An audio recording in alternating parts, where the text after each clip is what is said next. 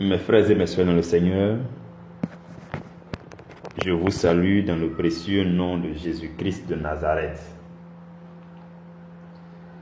Alors nous sommes là pour méditer la parole de notre Seigneur, pour contempler la face du Seigneur dans sa présence, pour l'admirer, pour être reconnaissant de ce qu'il nous donne la vie, il nous donne la force. Voilà pourquoi je veux dire merci à Dieu, je veux lui donner toute la gloire. Il est le Dieu créateur, le Dieu puissant, c'est lui l'Adonai. Et je voudrais vous inviter à vous joindre à moi pour l'adorer un tout petit peu à travers ce cantique-là. Alors, nous allons ensemble chanter le cantique et nous allons ensemble méditer les paroles du cantique. Nous allons ensemble adorer Dieu à travers ce cantique. Parce que notre Dieu mérite que vous et moi, nous nous joignions pour élever son nom, pour le chanter, pour le magnifier. Il est vraiment digne de louange et d'adoration. Le cantique dit ceci. Voilà. Adonai, tout le temps, je suis à toi. En toi je veux te sentir en moi, contempler la gloire de ta beauté, me réjouir au cœur de ta beauté, oh Adonai. Allons à la fontaine de nos amours, allons nous enivrer du vrai bonheur. Tous les jours, Adonai, dans tes bras je voudrais rester longtemps pour recevoir les merveilles de ta gloire. Adonai, oh tous les soirs, notre étoile revient faire briller la flamme de l'unité pendant nos heures d'intimité, oh Adonai, Adonai, toi le maître de mon cœur, Adonai, ce bien-être qui demeure, Adonai, sur ton nom je m'établis, Adonai, sur ta main je m'accomplis, Adonai, le plus grand de tous les noms, Adonai, le plus fort de tous les temps, Adonai. Viens Seigneur couler en nous, dans ce torrent d'amour, au parfum qui nous rend fous. Seigneur, tu es magnifique pour nous. Tu es l'Adonai. Tout le temps, nous sommes à toi. En toi, nous voulons te ressentir à l'intérieur de nous, Seigneur. Nous voulons contempler la gloire de ta beauté. Nous réjouir au cœur de ta beauté. Nous voulons aller à la fontaine de nos amours pour nous enivrer du véritable bonheur. Nous voulons demeurer, Seigneur, dans tes bras et rester longtemps pour recevoir les merveilles de ta gloire. Tous les soirs, à la première heure de chaque jour, notre étoile revient faire briller la flamme de l'unité pendant nos heures d'intimité, pendant ces heures d'intimité avec toi. Tu es notre Seigneur, tu es le véritable. Merci, Roi de gloire. Tu es le Dieu magnifique, le Dieu merveilleux. Adonai, toi le maître de mon cœur, Adonai, ce bien-être qui demeure, Adonai, Sur ton nom je m'établis, Adonai, et sous ta main je m'accomplis, Adonai, le plus grand de tous les noms, Adonai, oui, le plus fort de tous les temps, Adonai, viens Seigneur couler en nous, dans ce torrent d'amour, au parfum qui nous rend fous. Béni sois-tu Seigneur, merci Seigneur, gloire à toi Seigneur, honneur à toi Seigneur, dans le nom de Jésus-Christ de Nazareth, Amen. Mes frères et mes sœurs dans le Seigneur, si ce n'est pas le Saint-Esprit, je ne peux pas faire ce que je viens de faire parce que je veux être un adorateur, mais je ne suis pas un chanteur. Alors une fois le Seigneur m'a dit, tous les chantres ne sont pas forcément les adorateurs. Mais il arrive que les véritables adorateurs finissent par devenir chantres. Parce que le Saint-Esprit les aide à produire quelque chose de magnifique et d'agréable à Dieu. Voilà pourquoi vous et moi, si nous travaillons sur nous-mêmes pour être de véritables adorateurs de Dieu, beaucoup d'entre vous, vous allez finir par maîtriser des instruments de musique, vous allez finir par chanter, vous allez finir, le Saint-Esprit va vous inspirer des cantiques nouveaux parce que Dieu a besoin d'être adoré. Et donc le Saint-Esprit se met en mouvement pour venir vous inspirer les cantiques qu'il faut pour exalter votre Dieu afin que vous soyez connectés avec lui et recevoir aussi ce qu'il faut recevoir à l'instant. Béni soit le nom de Dieu pour la vie de chacun de vous. Nous sommes aujourd'hui le vendredi 19 juin 2020 et le sous-thème que nous méditons aujourd'hui est le dernier sous-thème des 3 sous-thèmes qui se ressemblent un peu et nous nous appuyons sur Marc chapitre 12 versets 29 et 30, surtout le verset 30 qui dit que tu aimeras le Seigneur ton Dieu de tout ton cœur, de toute ton âme, de toute ta pensée et de toute ta force. Voilà pourquoi depuis le mercredi, nous avons médité d'abord sur que signifie aimer Dieu de tout son cœur et de toute son âme. Ensuite, hier, nous avons vu ce que signifie aimer Dieu de toute sa pensée. Et aujourd'hui, nous allons terminer cette petite série-là avec ce que signifie aimer Dieu de toute sa force. Que signifie aimer Dieu de toute sa force? Voici la question que nous avons ensemble à méditer aujourd'hui. Et je voudrais m'abandonner entièrement à la grâce du Saint-Esprit pour que lui-même, il véhicule à nos cœurs les paroles de Jésus, ce que Jésus veut nous faire connaître aujourd'hui. Merci Saint-Esprit pour ta présence, aussi bien à l'endroit où je me tiens ici et en tout endroit où ce message est écoutez, béni sois-tu dans le nom de Jésus-Christ de Nazareth. Amen. Mes frères et mes sœurs dans le Seigneur, lorsqu'on parle de force, la première question qu'on se pose, c'est d'où provient la force? D'où provient la force? Ou alors, avant même cette question, on peut se demander qu'est-ce qu'une force?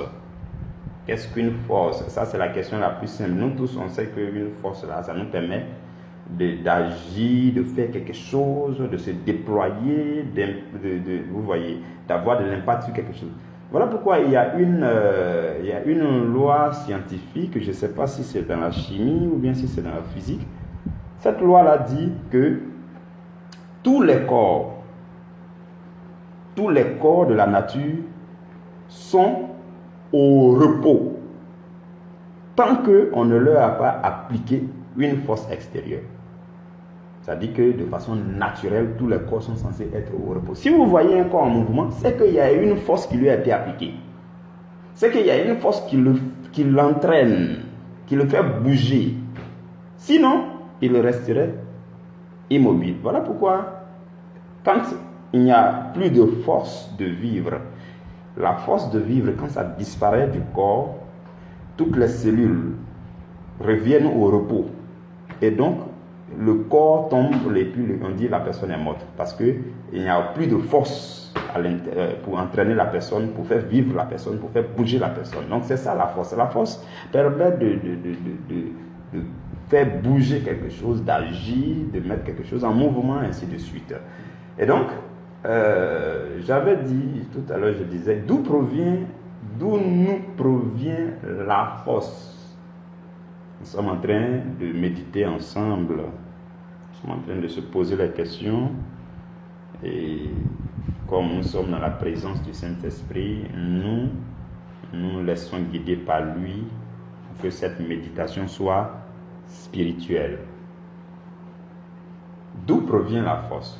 D'où nous vient la force? Bon, je voudrais que on va faire quelque chose. On va considérer l'homme. On va considérer d'abord le corps de l'homme. Il y a la force physique. Quand on parle de force, on peut voir d'abord la force physique de l'homme, la force physique, la force corporelle. Et là, on se rend compte tout de suite que la force physique vient de la nourriture et des activités. Tout de suite, c'est ce qu'on peut dire déjà. Parce que quand vous ne mangez pas, au bout de 2, 3, 4 jours, ça devient compliqué pour vous de bouger, de vous mettre en mouvement. Et dès qu'on vous apporte à manger, vous recevez en vous la force pour bouger, tout ça, ainsi de suite. Et autre chose que je voudrais ajouter, c'est que si vous mangez de la nourriture physique qui vous donne la force physique, si vous ne dépensez pas cette force-là, ça peut devenir compliqué aussi. Donc voilà pourquoi, quand on reçoit la force de la nourriture, en même temps aussi on est censé dépenser. On reçoit, on dépense. On reçoit et on dépense. Pour ceux qui s'y connaissent un peu dans la médecine, vous allez remarquer que, en fait, la médecine dit que si quelqu'un mange et puis il ne dépense pas la force qu'il a reçue, ça devient compliqué. Tout ce qu'il a mangé là se transforme en graisse à l'intérieur de lui. Et s'il ne fait pas attention, il va prendre du poids. Donc la nourriture ne lui a pas donné la force, la nourriture lui a donné du poids. Alors que la nourriture est censée communiquer la force. Voilà pourquoi quand tu reçois que tu dépenses, tu n'as pas de problème. Tu reçois, tu dépenses. Tu manges, tu fais des activités physiques, tu dépenses, ainsi de suite. Bon, ça c'était juste pour expliquer d'où provient la force du corps. On ne va pas s'attarder là-dessus. On pouvait aussi parler très rapidement de la force mentale. La force mentale, ça dit que la force au niveau de l'âme. Parce que vous et moi, on sait que dans le monde, on dit il y a des gens qui sont forts, moralement ils sont forts, mentalement, vous voyez. Donc, et là, ce que je voudrais nous faire remarquer, c'est que cette force mentale-là provient des connaissances du monde. Plus vous avez la connaissance. Il y a un adage qui dit le savoir, c'est le pouvoir. Voilà pourquoi on parle des savants. On dit non, tel il est savant, il a inventé telle chose. Donc lui, il a la connaissance des choses du monde. Il connaît les sciences, il connaît les philosophies, il connaît les choses du monde, il connaît la géographie, il connaît, vous voyez. Donc, toutes ces connaissances-là font qu'il devient un savant. Et en général, les savants, ils inventent. Donc, ils appliquent leurs connaissances. De la même façon que quand on mange la nourriture physique, il faut qu'on dépense pour ne pas qu'on devienne obèse. De cette même façon, les savants, quand ils emmagasinent quand ils emmagasinent la connaissance du monde, ça se traduit par une application ou alors une invention ou bien des choses qu'ils créent, qu'ils fabriquent et on voit ça. Donc ça se traduit par une application. Donc ils étudient, ils appliquent. Ils étudient, ils viennent appliquer, ainsi de suite. C'est comme ça. Bon, ça j'en parle très rapidement pour que vous sachiez qu'il y a aussi ce qu'on appelle la force mentale. Ça, ce sont les savants, les gens du monde. Vous voyez, il y a des gens du monde vraiment qui ont de la connaissance des choses, qui ont fait les doctorats, les médecines, on dit quoi, voilà, beaucoup de choses comme ça. Ceux-là, ils ont une force mentale. Et je voudrais aussi nous parler de la force spirituelle qui nous intéresse beaucoup plus en tant que chrétiens. La force spirituelle, c'est la force dans l'esprit. C'est la force dans votre homme intérieur, dans votre esprit. Et cette force-là, naturellement, selon tout ce qu'on vient d'expliquer aussi par rapport au corps, la force spirituelle provient de la nourriture spirituelle. Ça, c'est une évidence, vous le savez. Donc, la force de l'esprit vient de la parole de Dieu. Un chrétien qui ne médite pas la parole, qui n'aime pas rester dans la présence de Dieu, qui n'aime pas rechercher pour découvrir Dieu, un chrétien qui n'aime pas nourrir son esprit des choses qui concernent Dieu, ce chrétien-là, on dit qu'il est faible d'esprit. Il est faible d'esprit. Je crois hier ou avant-hier, je nous parlais déjà de la personnalité spirituelle, la capacité de prendre les grandes décisions, la capacité de vivre selon Dieu, d'être irréprochable et incontournable dans ce monde. Ce n'est que la nourriture spirituelle qui peut fortifier votre homme intérieur de cette façon pour que vous soyez solide dans votre homme intérieur. Quelqu'un a dit, il y a bien longtemps, j'ai lu, je ne sais plus dans quel livre là, la personne disait que le véritable chrétien, il n'a de crainte que pour le Saint-Esprit. Il n'a pas peur, il n'a peur d'aucun homme. Il ne fait que mettre en pratique ce que le Saint-Esprit lui dit. Il n'obéit qu'au Saint-Esprit. Et sur ce point-là, faisons très attention. Les gens qui vont dire non, moi je n'obéis qu'au Saint-Esprit, je n'obéis pas à tel. Non, si vous voyez que le Saint-Esprit vit en quelqu'un, alors le Saint-Esprit qui est en lui vous pousse à lui obéir. Donc fondamentalement à tous les niveaux, lui n'obéit qu'au Saint-Esprit, au mouvement du Saint-Esprit, ainsi de suite, ainsi de suite, ainsi de suite. Et ça c'est lorsque vous avez l'homme, votre esprit est toujours en communion avec l'Esprit de Dieu, qu'il peut en être ainsi. Vous comprenez mes frères et mes sœurs? Donc il y a la force de l'esprit, c'est la force spirituelle. On l'appelle souvent l'onction, ou alors le charisme, ou bien les dons. C'est ça mes frères et mes sœurs. Et ça ne provient que de la nourriture spirituelle. De la même façon que quand vous faites 2, 3, 4 jours, vous ne mangez pas votre foutou, vous vous affaiblissez. De cette même façon, il y a le foutu du Seigneur que si vous ne mangez pas, votre esprit s'affaiblit. Comprenez les choses de cette façon et vous allez voir qu'il y a plein d'entre nous, quand vous les voyez dans la rue, tout de suite vous allez comprendre. Si vous leur demandez, la dernière fois que tu as touché ta Bible, c'était quand? S'il te dit il y a 2 mois. Tu lui demandes, la dernière fois que tu as écouté un enseignement, c'était quand? Il te dit il y a 3 mois. Tu lui demandes, la dernière fois que tu es allé dans une église, c'est quand? Il te dit il y a 3 mois. Tout de suite, tu sais que son esprit n'a pas été nourri depuis tout ce temps. Et tu peux lui demander, mais si ton corps qui est là n'avait pas mangé depuis 3 mois, tu es sûr que tu allais dans la rue ici en train de marcher pour vaquer à tes occupations. C'est comme ça qu'on doit comprendre les choses pour nous rendre compte de l'importance de la nourriture spirituelle. Depuis que j'avais compris ça, j'ai rendu ce petit témoignage-là, tu crois. Depuis que j'ai compris ça, quand j'étais à Abidjan, depuis que j'ai compris ça, dès que le Seigneur m'a expliqué les choses de cette façon, j'ai dit, mais waouh! Donc, qu'est-ce que je fais? Moi-même, avant, je n'aimais pas prendre de petit déjeuner. Pour ceux qui me connaissent ici, je ne mange pas matin. Quand je mange matin, là, je suis lourd. Donc, les histoires de petit déjeuner, moi, je ne suis pas dedans. Quand je me réveille, là, je préfère avoir l'esprit tranquille pour bien rentrer dans la journée. Pain avec café va venir me déranger. Je ne suis pas dedans. Je ne mange pas matin. Depuis longtemps, moi, je ne mange pas matin. Jusqu'à ce que je comprenne encore ce principe et je dis waouh! Donc, je vais prendre désormais mon petit déjeuner spirituel. La nourriture spirituelle en petit déjeuner. Et donc, qu'est-ce qui se passe? Quand je me réveille, avant même de sortir de mon lit, il faut que je lise 2, 3 ou 4 chapitres. Ou bien un livre d'un homme de Dieu que j'étais en train de lire, je lis. Avant même de sortir de mon lit, ça c'est le petit déjeuner spirituel. Je ne sais pas si vous avez plus d'importance pour le petit déjeuner physique, le pain, le café chéri. Vous chérissez le café chaque matin.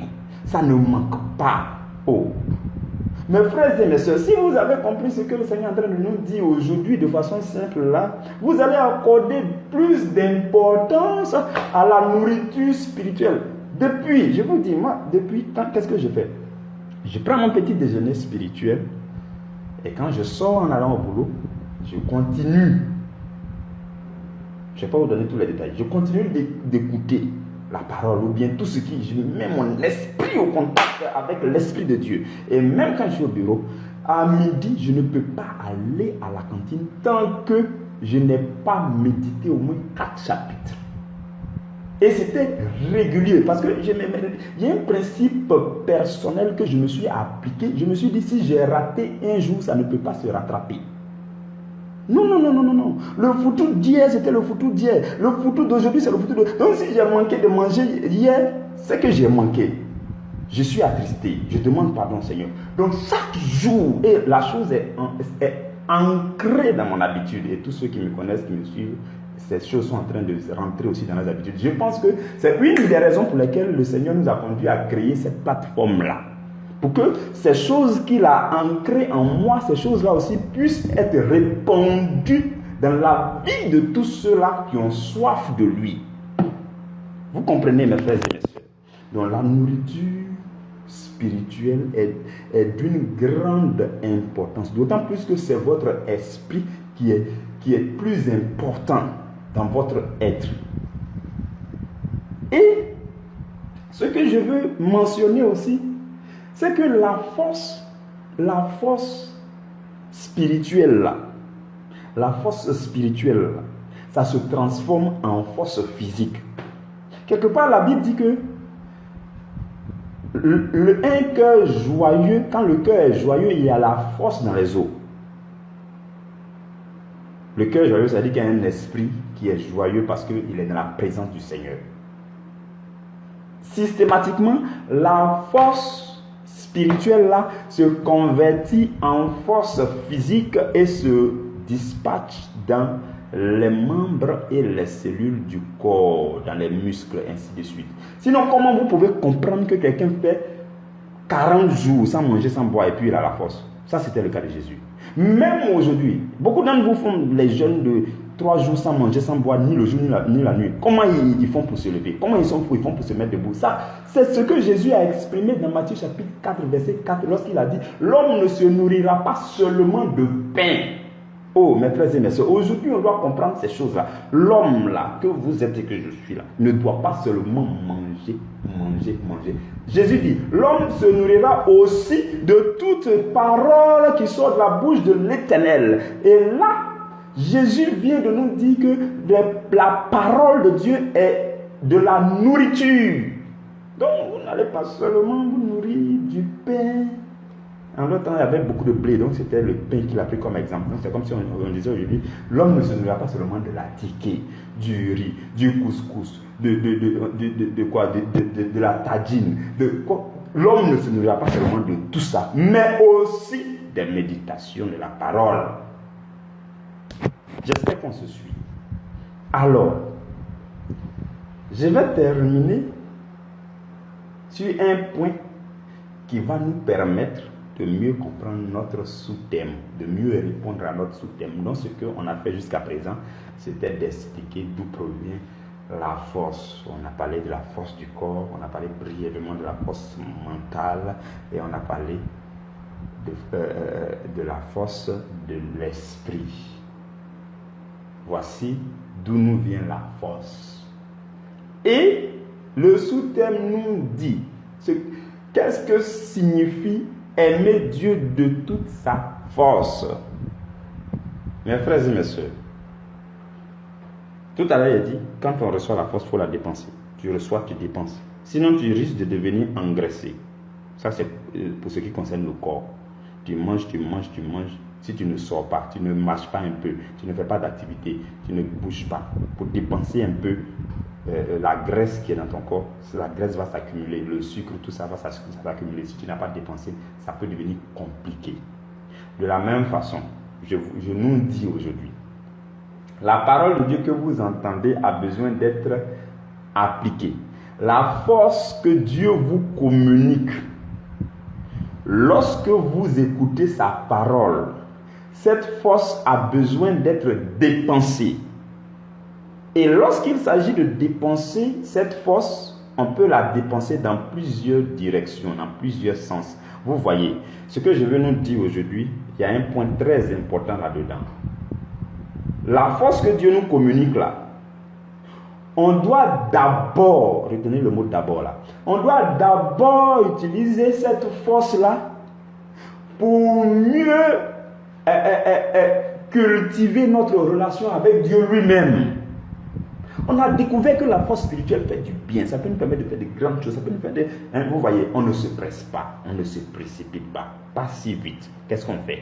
Les premières forces qu'on reçoit du Seigneur dans la méditation, dans l'écoute de la parole, tout ça, dans la prière, les premières forces là, ce n'est pas pour que tu partes faire l'œuvre de Dieu d'abord. Non. Pas si vite. Calmons-nous, s'il vous plaît. Calmons-nous. Parce qu'il y en a qui font ça. Ils sont très zélés. Alors que un peu de force ils ont reçu là. Ils sont allés dépenser en même temps. Ils sont allés dépenser. Et à un moment donné, qu'est-ce qui se passe? Ils sont plus attachés à l'œuvre de Dieu qu'au Dieu de l'œuvre.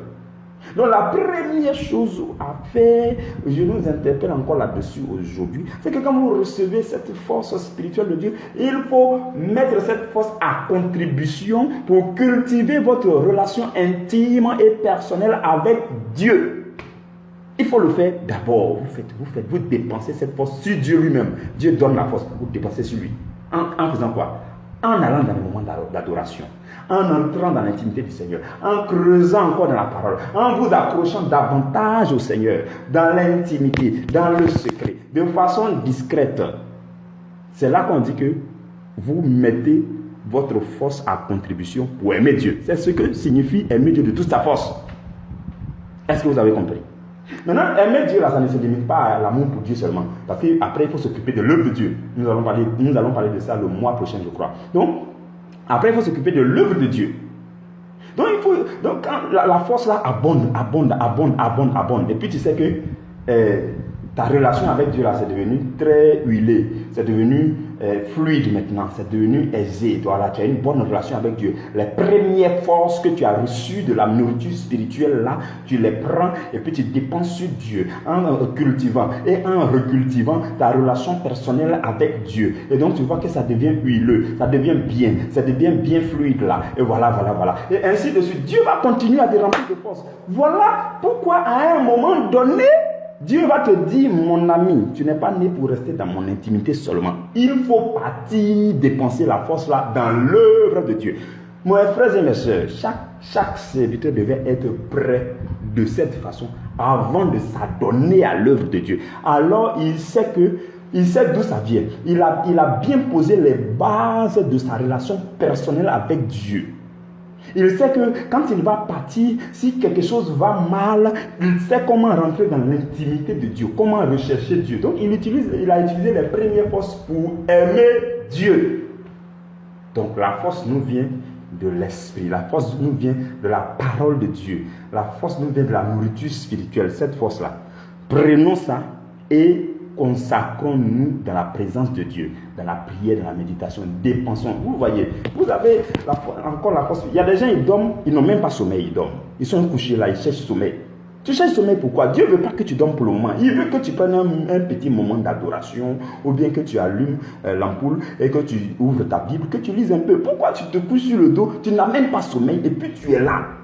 Ça fait que souvent l'ennemi envoie tes pensées là loin, tu commences à te faire des soucis, puis tu commences à avoir des problèmes, tu penses à tes problèmes, ça devient compliqué. Tu n'as pas sommeil, rentre dans la présence de Dieu. Là, quand on n'a pas sommeil, ça veut dire qu'on a suffisamment de force, ça veut dire qu'on n'est pas fatigué. C'est ce que ça veut dire. Hein? Quand on n'a pas sommeil, ça veut dire qu'on a suffisamment de force et qu'on n'est pas encore fatigué. Comme tu n'es pas encore fatigué, ça veut dire que tu as encore de la force en réserve, la force de la journée là, c'est pas épuisé encore. Un peu qui reste là. Prends et rentre dans la présence de Dieu en adoration. Chante un peu le Seigneur. Pourquoi tu ne danses pas un peu dans ta chambre de temps en temps? Tu chantes, tu danses un peu, ou bien tu ouvres ta Bible, tu médites un peu, ou bien tu lis un psaume à haute voix comme une prière. Tu fais ça pour dépenser ta force. En le faisant, tu es en train d'aimer Dieu de toute ta force. C'est ce que cela signifie, mes frères et mes sœurs. J'espère que vous avez compris. Dieu nous a donné une mesure de force pour chaque journée, en fonction aussi de notre attachement à lui. C'est pour ça souvent vous voyez qu'il y a des gens ils sont infatigables, parce que Dieu leur a donné aussi la force suffisante pour faire tout ce qu'ils ont à faire.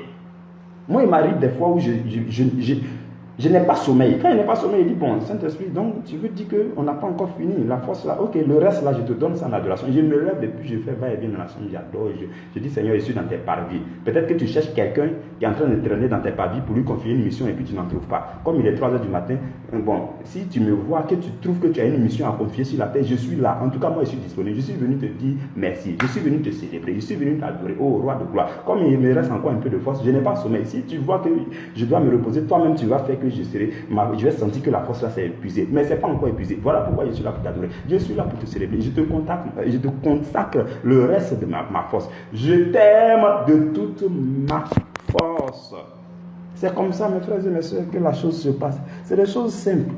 La marche avec Dieu là, c'est très simple, pas à pas. On accorde les choses que Dieu nous donne là, on lui donne en retour, ainsi de suite, jusqu'à ce qu'il vous donne plus de force pour que vous fassiez beaucoup plus de choses dans la journée. C'est là que vous commencez à entrer dans l'œuvre de Dieu, un peu. Sinon, les premières forces, c'est pour prendre et aimer Dieu. J'espère que nous avons très bien compris cela. Que la grâce de Dieu vous couvre. Demain, nous nous retrouvons pour l'enseignement de clôture de la semaine. Demeurez bénis dans le nom de Jésus. Amen.